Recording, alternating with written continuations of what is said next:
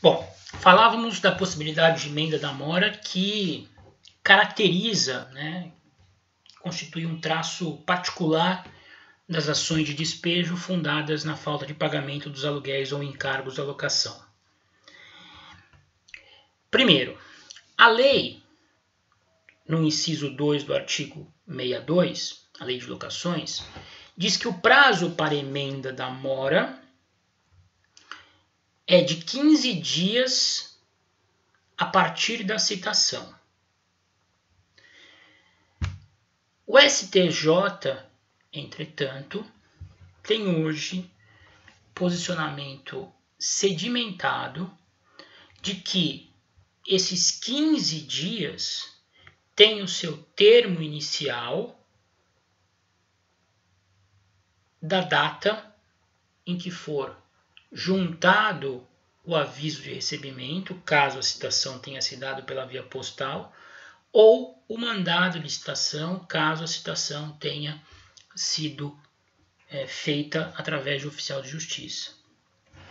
Então, não se conta da citação em si. O termo inicial do prazo para a purgação da mora, para a emenda da mora, não tem o seu início na data da citação em si, mas sim na data em que é juntado aos autos o AR contendo a confirmação do recebimento da citação pelo locatário, ou, sendo a citação realizada por oficial de justiça, a juntada do mandado cumprido nos autos do processo.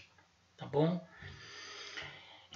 Esse inciso 2 do artigo 62 da Lei de Locações, ele foi alterado por uma lei de 2009, a Lei 12.112, que foi uma lei que promoveu diversas alterações nas normas das locações de imóveis urbanos.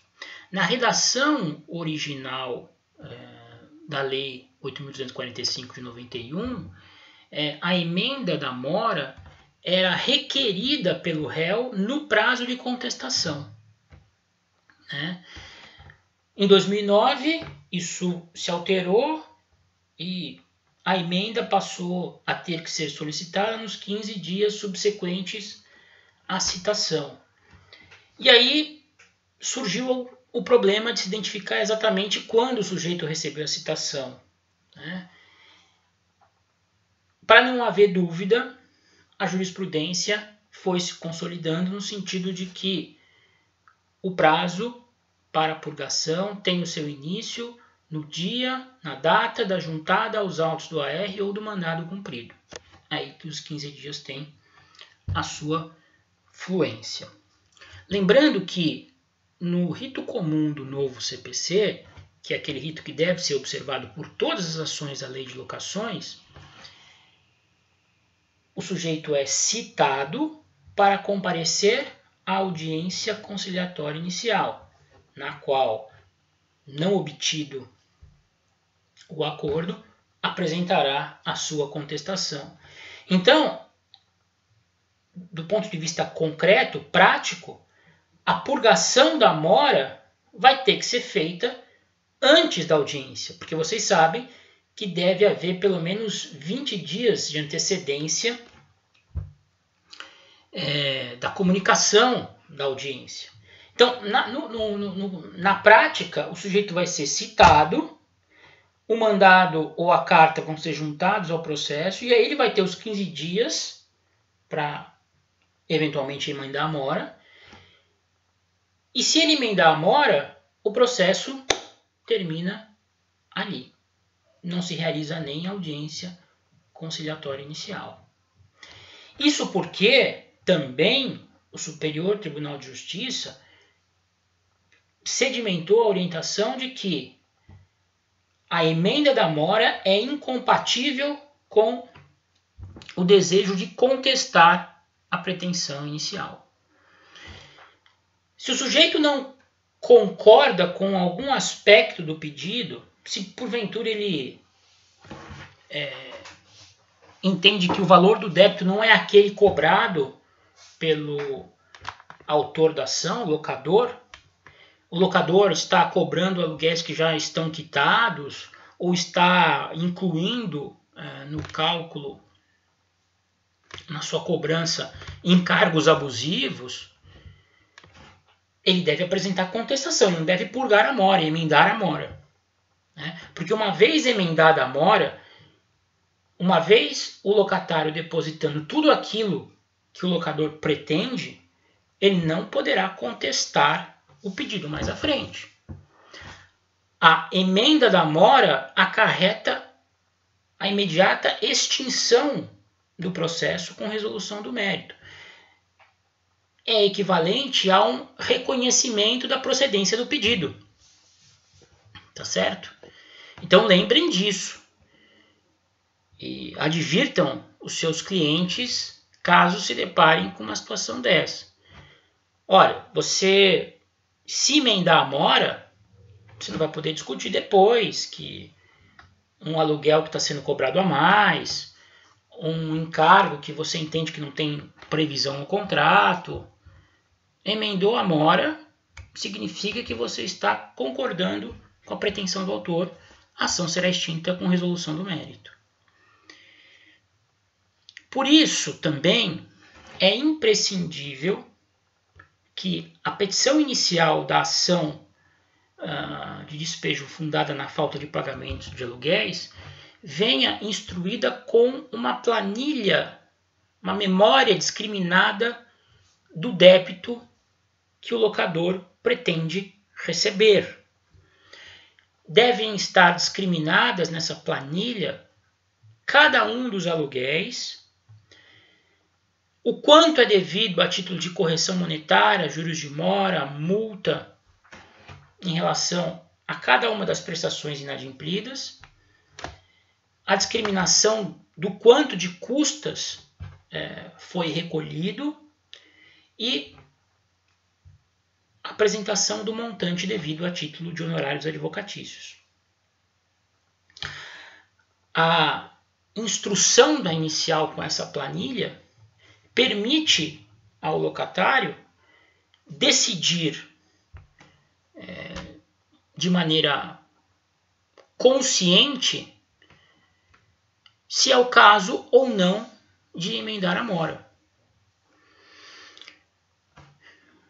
Verificando que a planilha está ok, que realmente o locador cobra apenas aquilo que é devido, o locatário, dispondo do numerário suficiente à liquidação da dívida, pode conscientemente optar por realizá-la no início do processo, impedindo com isso o seu prosseguimento e assegurando a sua manutenção em poder da coisa.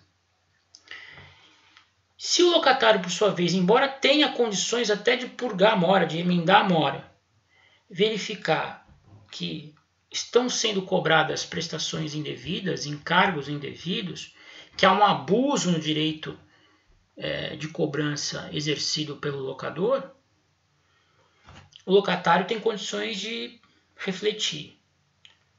Pago logo o que ele quer, mesmo sendo um pouquinho a mais do que eu devo, e me livro desse problema, ou ele está cobrando o que não deve, eu não aceito isso e vou contestar.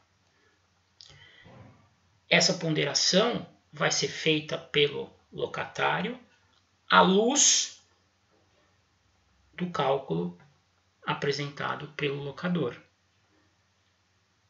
Tá certo?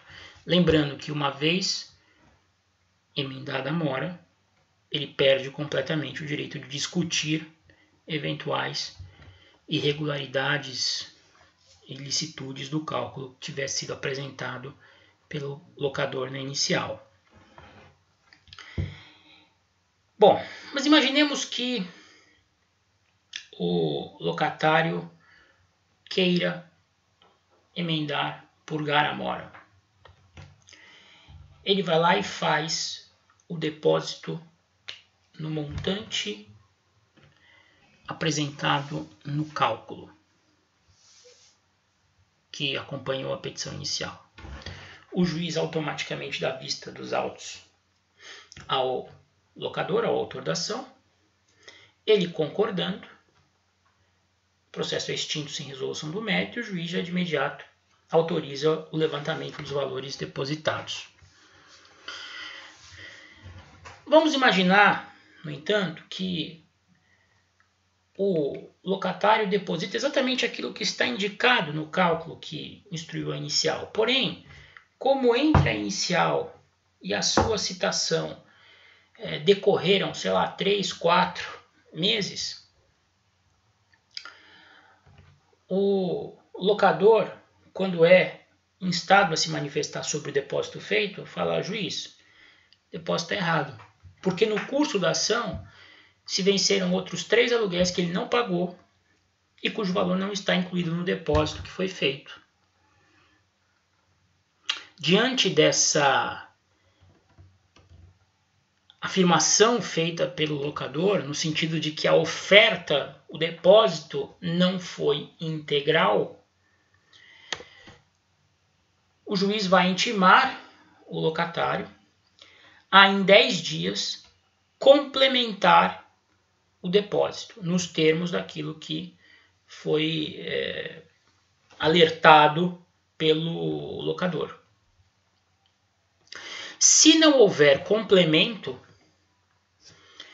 seja porque o locatário não tem mais de onde tirar dinheiro, ou seja porque ele não concorda, ele tem provas de que pagou esses 3 aluguéis que o locador diz que estão em aberto, enfim, ele quer discutir, o que vai acontecer? Não efetuada a complementação, o processo vai seguir, a ação de despejo por falta de pagamento irá seguir, porém, pela diferença que o locador aponta. E o locador vai poder, uma vez superado esse prazo de 10 dias sem que tenha havido complementação do depósito, levantar aquilo que já está depositado, porque aquilo que já está depositado é tido pela lei como incontroverso. Tá certo? Então, assim, uma vez feita a opção pela purgação da mora, realizado o depósito, esse valor já é tido por incontroverso. Ele pode levar à extinção da ação, se o locador falar: oh, tá ok, depois tudo que eu pedi. Se o locador falar: não, falta alguma coisa porque tem verbas que se venceram no curso da ação, e o locatário não complementar o depósito, não interessa, o locador vai poder levantar aquilo que já foi depositado e a ação vai prosseguir, despejo de falta de pagamento, pela diferença entre o valor cobrado e o depósito feito pelo locatário. E aí o locatário vai ter oportunidade de oferecer a contestação. E aí, de repente, ele vai poder impugnar aquela diferença que o locador entende devida, que ele acha que não é devida. Ele vai poder, de repente, apresentar os recibos de que ele pagou aqueles aluguéis vencidos no curso da ação e que o locador afirma não ter recebido. E, com isso, evitar o despejo. Agora, o locatário assume o risco. Se ele não conseguir comprovar que não deve aquela diferença, ele pode sofrer o despejo pela falta de pagamento daquela diferença. Né? Então, essa é a principal peculiaridade, né, das ações de despejo fundadas na falta de pagamento. E com um detalhe, o parágrafo único do artigo 62, ele diz o seguinte: não se admitirá a emenda da mora se o locatário já houver utilizado essa faculdade nos 24 meses imediatamente anteriores à propositura da ação. Ou seja, com isso quer-se evitar que o locatário abuse do direito de purgar a mora em processos judiciais. Então ele vai deixando de pagar os aluguéis e quando o locador ingressa em juízo para cobrar, ele vai lá e pumba, quita. Ele não pode usar essa faculdade de ficar emendando a todo momento a mora e com isso evitando o despejo. Se ele usou hoje a faculdade de emendar a mora, só depois de 24 meses que ele vai poder utilizar novamente. Tá bom? No último vídeo a gente fala de mais causas de extinção da locação.